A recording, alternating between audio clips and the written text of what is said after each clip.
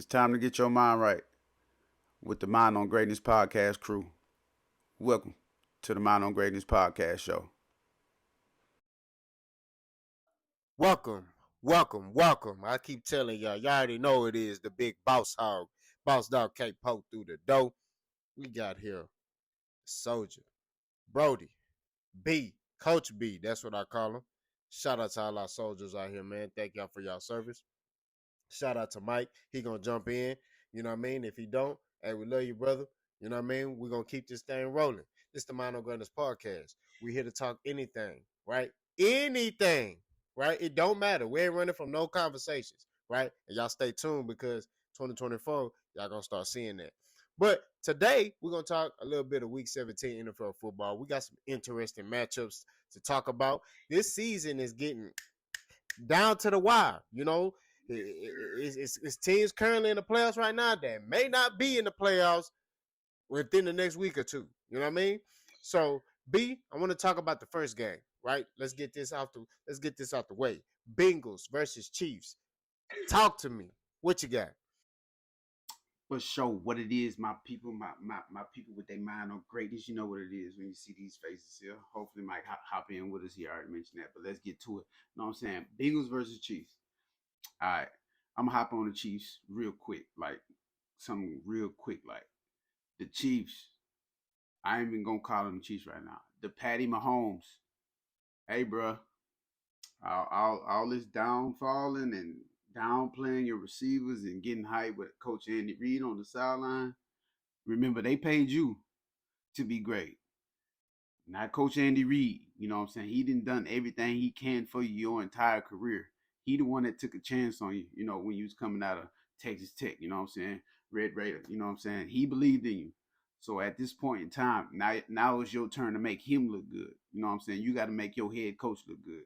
And right now, y'all are in the playoffs, but y'all just dropped one to the Raiders. You know what I'm saying? Now I'm starting to think differently. You know what I'm saying? I was giving y'all a little chance in the playoffs, but now it's like y'all dropping games like this. I don't have no faith in it. Patty, Mahomes, you got to be great. And I'm going to leave it at that. You can't blame it on nobody else. A lot of people want to blame it on the receivers can't catch. Well, the receivers ain't doing this. Da, da, da, da, da. Cut all the excuses out. Cut that out. You was putting the NFL. You was giving a position in the NFL. You was giving an opportunity in the NFL to be great. Now this is your chance to prove it. With no Tyreek Hill, you got to take those wide receivers that you've been working with all season long into the playoffs and do what you're supposed to do, and that is to be great. And I'm talking directly to Patrick Mahomes, not no any other Chief. I'm not talking to any other Chief because the rest of the Chiefs have been playing their butts off. They be playing their butts off. The defense found a way, you know, in the beginning of the season without a Chris Jones. You know what I'm saying? And now they've been doing as much as they can to hold this team together for the rest of this season. And now the time has come for you to put the weight back on your shoulders. Stop having these outbursts on the sidelines in front of the cameras and be great. So that's enough for me on Patty Mahomes and the Chiefs. You know what I'm saying? Versus the Bengals. The Bengals still have an opportunity. You know what I'm saying? I know Jake Browning's last outing wasn't the best performance from him. He took a beating. He had a rough game. But at the same time, I like Jake Browning. I've been saying that. We've been saying that he's a solid quarterback. So this is his chance right here to go out and try to get his team back in the playoffs. You know what I'm saying? I don't know how far they are out of the hunt, but I know right now the way the AFC working is like everybody needs somebody to scratch somebody back in this situation. You know what I'm saying? Like Capo mentioned in the beginning, it's this week 17 is jam packed. You go look down the schedule, you go look down the records, you go look at the playoff bracket. Everybody needs some of everybody help, and I think if the Bengals do what they got to do and take care of the Chiefs, and I'm gonna go out on a limb here, I'm gonna reach right here. I'm gonna say the Bengals beat the Chiefs. I'm gonna say the Bengals beat the Chiefs 23-17 like that, and I think the Bengals find their way back into the wild card spot. Like I say, it's a lot going on with it, but I think they beat the Chiefs. I don't see the Chiefs doing anything extra no more this season. I don't see it. They're gonna have to prove me wrong. So I got the Bengals against the Chiefs. I'm taking the Bengals. I'm matter of fact, I'm gonna go 24-17. I'm gonna go 24-17. Bengals take that dub. all right, okay. I respect that. Be very frank, it's not really a lot to say about this game. Bengals, right? You got Jake Browning. Got to do a better job protecting him. He's not a guy that can hold on to the ball a long time. So what he got to do is basically get the ball out of his hands, get in his playmakers' hands, get it into, you know, the Boyds, the Higgins, the the Mr. Gritty. You know what I mean? Gotta get the ball. Gotta get the ball to those guys. And if he's able to do that and they're able to run the football effectively, they should beat the Chiefs. Y'all forget that they still got Joe Mixon back there, right? That monster back there. He toting that mug, right? For the Chiefs have to establish a run game. I don't. The problem with the Chiefs is they don't run the ball. They rely on Patrick Mahomes too much, and Patrick Mahomes relies on Travis Kelce too much. Everybody knows where he's going to go with the football. I just think they're struggling with an identity crisis right now, and they're missing Eric Bieniemy, and that's the issue right there. They're missing Eric Bieniemy because he gave them an identity offensively. He knew when they need to run the football. So I'm gonna go on a limb here and say that the Bengals do get the job done. I think it's gonna be a low scoring game. I got it 17-14. I think the Bengals will kick a game winning field goal. So that's my take on it. Let's segue into the next game. Lions versus Cowboys, right? This is all the stakes. This is gonna be on Saturday, right? This is the Cowboys got a lot on the line because this is the opportunity to show that they're the truth, right? Each time they had opportunities, they failed. So B, who you got in this game and why? I, I'll be frank right here. Y'all know I've been down on the Cowboys since y'all known me to be a football head.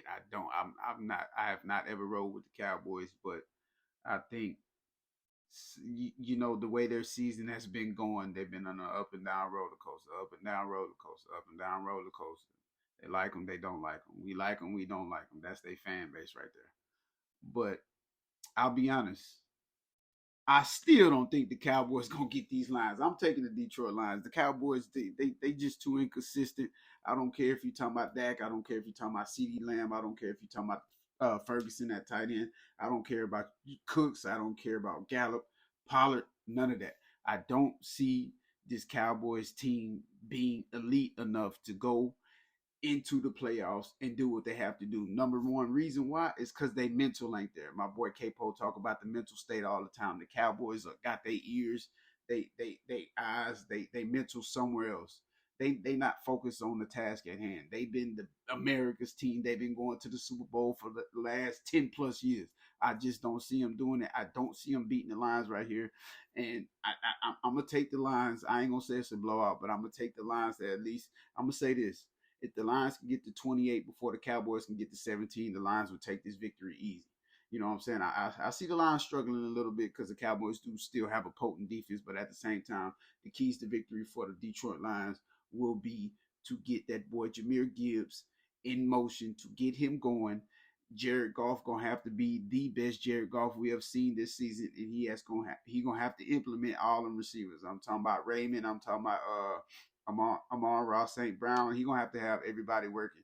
I'm not sure. I haven't seen him in a while, so I'm not sure if Laporta is back out there. I believe he is. So he's gonna have to use everything around him to his advantage, and he's gonna have to get the ball out quick. He's gonna have to show that he's able to step up and be that quarterback and be that guy for the Detroit Lions against this Dallas Cowboys team. But again, I'm gonna take the Lions. Like I said, if they can get to 28 before the Cowboys get to 17, then the Lions gonna take this game easy.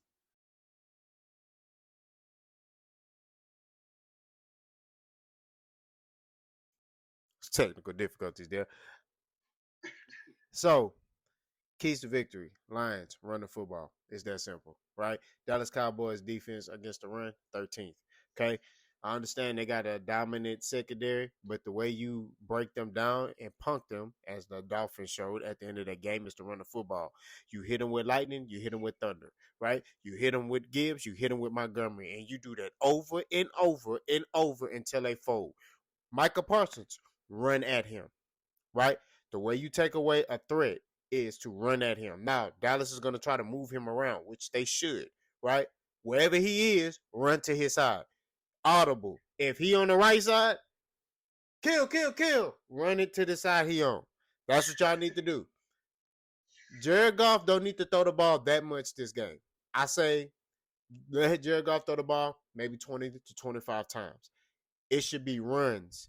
Y'all should punish the Dallas Cowboys. If the Lions are able to capitalize on this 13th ranked run defense on the Dallas Cowboys, I'm telling you right now, the Lions will win this game easily.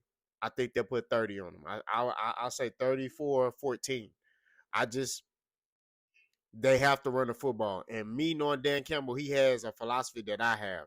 We gonna punk you. We gonna outman you. We gonna run the ball. You know it's coming. Stop it. And that's what the Lions got to do. The Cowboys, what they got to do is offensively, Dak Prescott has to level up again, right? But also they got to run the football as well. Tony Pollard, they're not allowing. I don't know what it is. He got paid and they just stopped using him. I don't know what's going on, but give Tony Pollard the ball. Pay him. Let him do what he's paid to do. Run that rock, right? That way Dak Prescott can feed off of that and be able to get the ball to CeeDee Lamb, to Brandon Cooks, to Michael Gallup, to Ferguson. You know what I mean? He can spread that ball around. If they're able to do that, they can win this game. But y'all already know Dallas Cowboys going to do what Dallas Cowboys do. They going to sit here and they going to fake and fold. I don't know if y'all know this, but Pimp C said this a long time ago. He said this verbatim. Don't come over here and act like you're a straight up G, and then you get over here and let these dudes bust up your back. If you don't know what that mean is this. That means that don't come over here portraying yourself to be something that you're not. We see what you really are, and we see what the Dallas Cowboys really are. They pretenders, and that's what it is. Let's segue off into the next game. Ravens versus Dolphins. B, who you got and why? Uh, we've been speaking on it all season. I'm gonna run with the Ravens simply because they're well rounded on both sides of the ball. They can be finesse, they can be physical, they can slow it down, they can speed it up, they can do whatever you need them to do. You know what I'm saying? Just that, you know what I'm saying? They're that team right now, and the Dolphins still haven't showed the real physicality as far as their team. They have the finesse down, they have the speed down, but can you slow it down and get physical, which is what you're gonna have to do against this Baltimore Ravens team. If you go in there being too cute, trying to don't touch me, I'm too fast, I'm too speedy, I'm too flashy, you finna get mollywopped. You finna get broke down, you finna get hurt. Now again, this is a second straight matchup for the Baltimore Ravens where you got MVP candidate versus another MVP candidate. You know what I'm saying? So now you got Lamar Jackson going against Tua and Tyreek Hill, some other people that was in the MVP conversation. I think the way they set this up they kind of set Lamar in a position to where he ain't got no choice but the ball, because it's like first you give me Purdy and McCaffrey. Now you want to give me Tua and Hill. All right, let me go ahead and level up one more time, and I'm gonna show these boys it's my year, it's my time. I'm going to the Super Bowl, and I'm gonna win the Super Bowl. So keys to victory for the Baltimore Ravens. Again, it's all gonna have to happen through Lamar Jackson. It's gonna have to. You know what I'm saying? Like it's been happening majority of the season. It's gonna have to continue to happen with his legs. You know, utilizing his legs within the pocket, and if he has to break containment and get out and run, he does it when he wants to, not because he has to. So that's one key to victory. And another key to victory is again this Ravens secondary is gonna have to step up and continue to be the leaders of this defense. They're gonna have to swarm. They're gonna have to hit. They're gonna have to tackle. They're gonna have to get the picks when it's there, when the opportunity is presenting themselves. They're gonna have to get the ball away from the Dolphins. You know what I'm saying? They cannot let the Dolphins get out to a fast start and put them behind the eight ball. So keys to victory for the Dolphins again, simple. Tua, get the ball to Tyreek. Tua, get the ball to Waddle.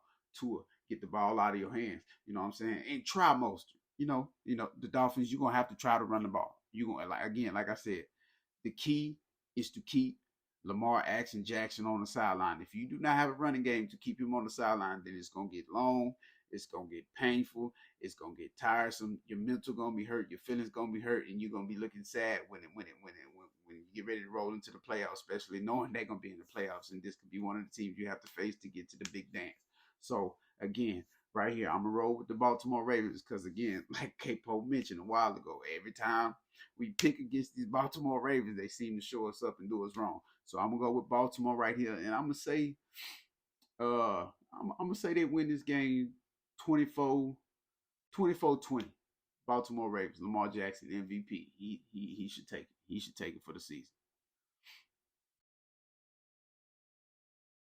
All right. It's a very interesting game, right? I look at this as a 50-50 game. But I will say this: the Miami Dolphins are soft. We just gotta keep it like that.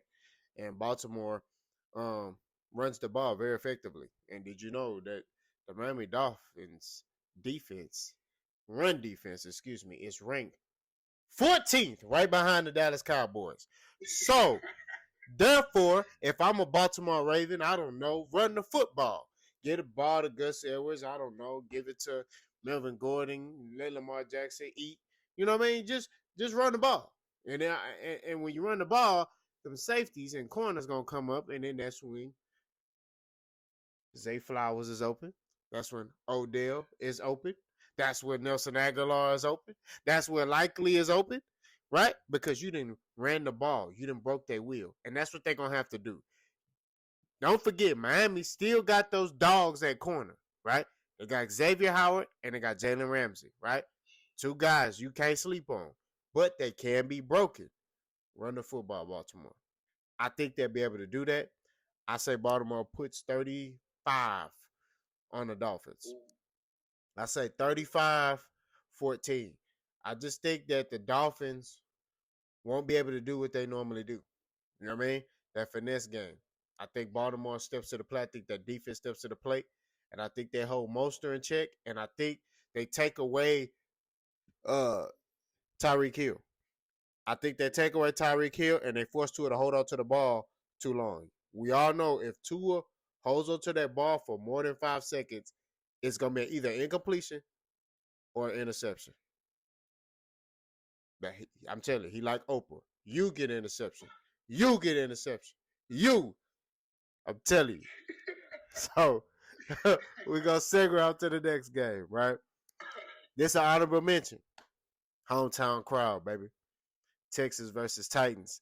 CJ Stroud practiced today, right? We don't know for sure if he's playing, but they practiced today. Texas also just brought back Kareem Jackson. Okay? So, just giving y'all a little insight. B, who you got and why?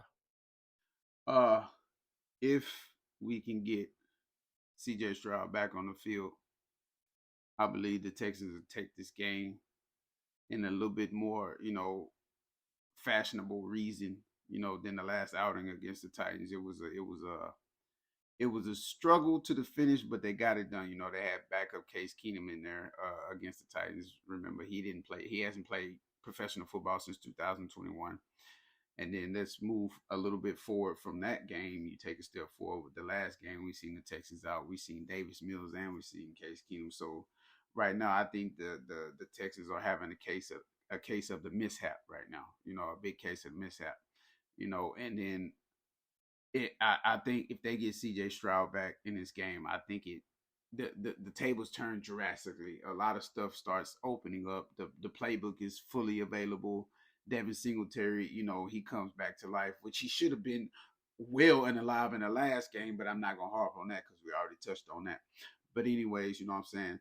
I'm going to take the Texans right here, you know what I'm saying, if we can get a healthy CJ Stroud. If we don't have a CJ Stroud, I hate giving the double-sided story, but if we don't have a CJ Stroud, I don't see this team beating the Titans a second time. I don't care who's at quarterback. If it ain't CJ Stroud, the Texans will not win this game, and I'm going to leave it at that. I'm going to take the Texans to win this game.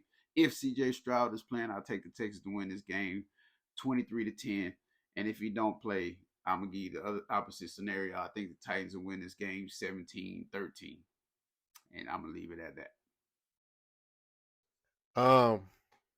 With CJ Stroud, like I said, I'm just gonna go straight to the chase. With CJ Stroud, I see the Texans put almost 30 on the Titans. I say 28-14. Without CJ Stroud, Ryan Tannehill starting this week. So that's another guy that's like Oprah. So you get a fumble. You get an interception. Ryan Tannehill. Right? Ryan Oprah. That's his name this week. Ryan Oprah Hill. Right? I think if they start either Case or Davis Mills, which I think they should start Davis Mills, the Texans will win 17-14. I still think they understand how big this game is. I think them bringing in Kareem, he's going to help them understand. That guy right there, because they lost Jimmy Ward, who was a vocal leader in their locker room. Now they're bringing in another guy who is a vocal leader in their locker room, who also played alongside D'Amico Ryans. So he knows the temperature. He knows what D'Amico Ryans want, right? So I think he gonna help these guys understand and help this defense understand. Y'all need to step up. And I think who was at quarterback, I still think the Texans will get the job done.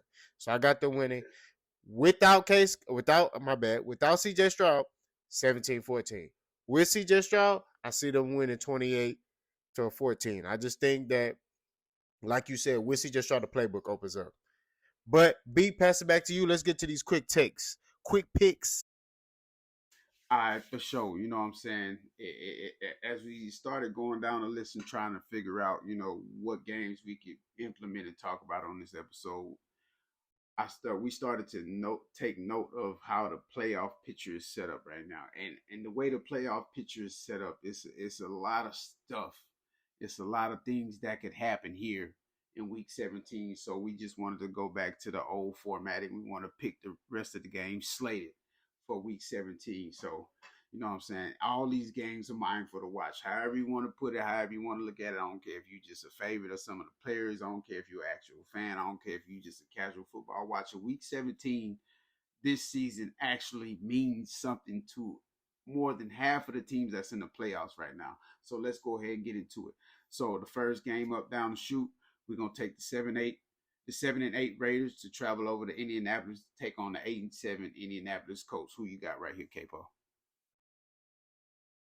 I got Raiders. I got the winner 24-21. Okay, I'm gonna ride with the Raiders right there too. I'm gonna go 21-10 Raiders. Next game up, we got the Saints. They trying to go marching in on the Tampa Bay Bucks. The Saints are 7-8. The Tampa Bay Bucks are 8-7. So this could be a flip flop thing where the Saints go 8-8 and the Bucks go 8-8, and then there you go. You messing with the playoff picture. Here we go. We got a first game up, messing with the playoff picture. So we got the Saints versus Bucks right here. Who you got, Capo? I got Tampa Bay winning 31-20. Okay. I'm gonna ride with the Bucks too, simply because they got the upper hand. They at home. I'm gonna go with the Bucks. I'm gonna say they win. I'm gonna say they win 23-17.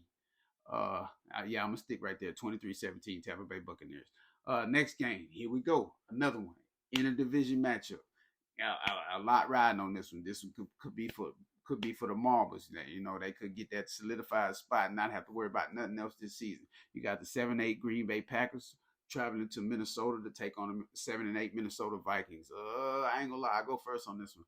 I think I don't know. The last time I seen the Vikings play, I just didn't have too much to believe in when it came to the quarterback Mullins. So he threw a pick on the game on the drive that could have won the game for him. He threw a ugly duckling pick. So I'm gonna go with Jordan Love and the Pack right here.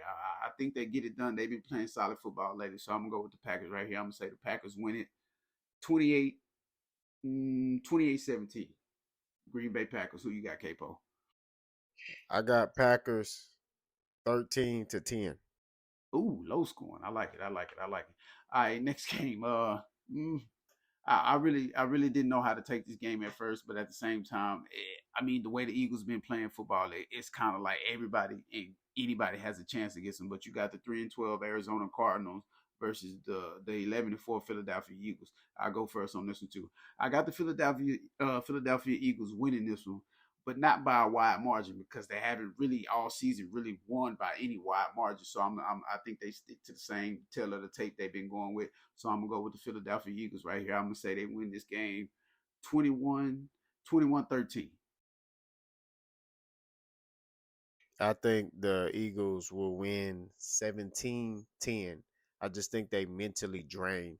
They're trying to get back to the Super Bowl and win it. And I think that's what their focus has been, and it's been draining them. So I do think they'll struggle, but I say 17-10. Okay, here we go. We got one of those matchups. Both teams on the opposite side of the spectrum. You got one team AFC, one team NFC. But if you understand what the two teams about to bring up, they both need somebody to scratch each other back, or they can wreck the whole playoff picture. So you got the 87 Pittsburgh Steelers traveling over to take on the 87 Seattle Seahawks. Who you got right here, Capo? I got Seattle. I feel like Seattle's a more complete team. Um, they seem to have a little bit more of an identity. So I got Seattle winning 24-21. Okay, for sure. Uh, I ain't gonna lie. A lot tells me I want to ride with the Steelers, but the Steelers team is too inconsistent for me right now. Week in, week out, you just don't know what defense you're gonna get. You don't know what offense you're gonna get. You don't know what special teams you're gonna get with the Steelers. You don't even know what quarterback you're gonna get with the Steelers half the time.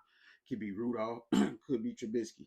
So I'm gonna make it simple. I'm gonna make it easy. I got the Seahawks taking this one at home. I'm gonna say they win this one.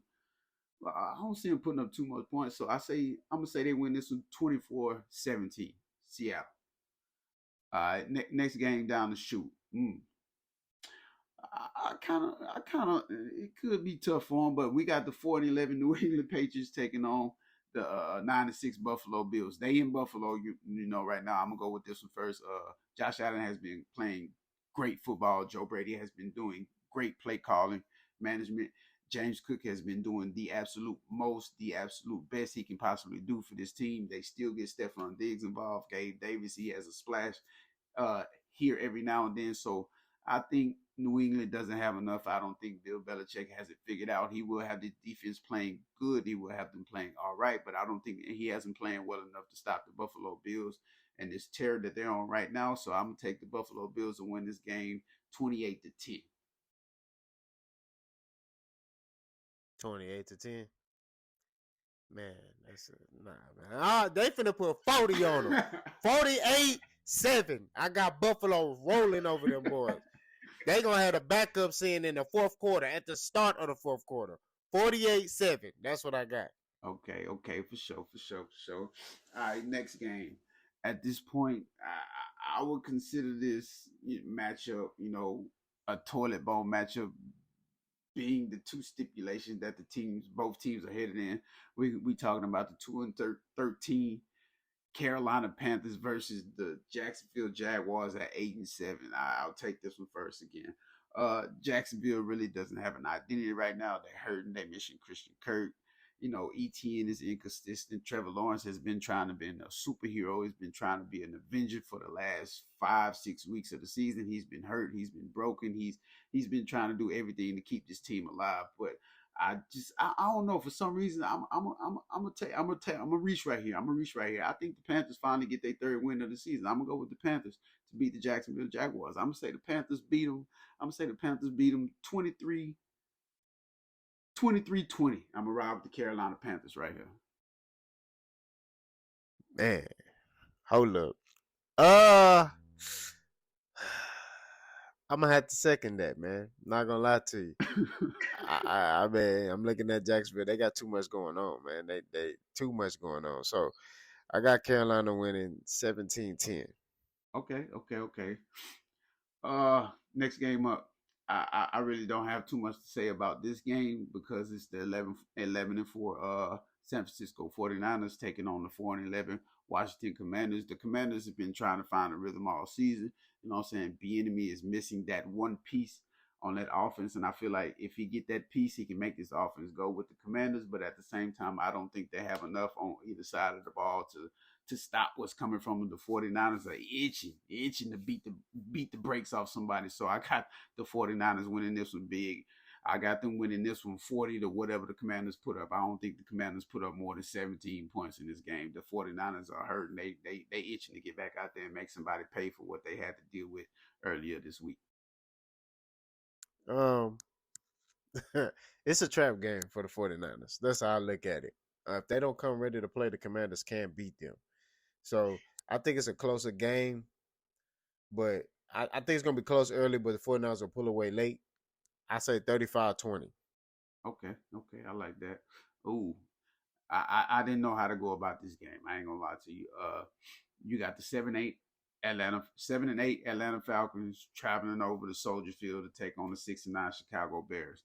Now, if you don't know, these two teams have been a lot of up and down in the last few weeks of the season, and the Falcons, like I mentioned earlier, or last episode, I mentioned if they can find a way to stick with Bijan Robinson and Tyler Algier, they can get the rest of this team going. And I'm talking about Drake London, Jonnu Smith, Kyle Pitts, and the rest of that Falcons offense. If they can stick behind those two running backs and get it going, then I think the Falcons have found themselves a way to win. If they got Tyler Heineke at quarterback, if you got Ritter in there, then it's a L.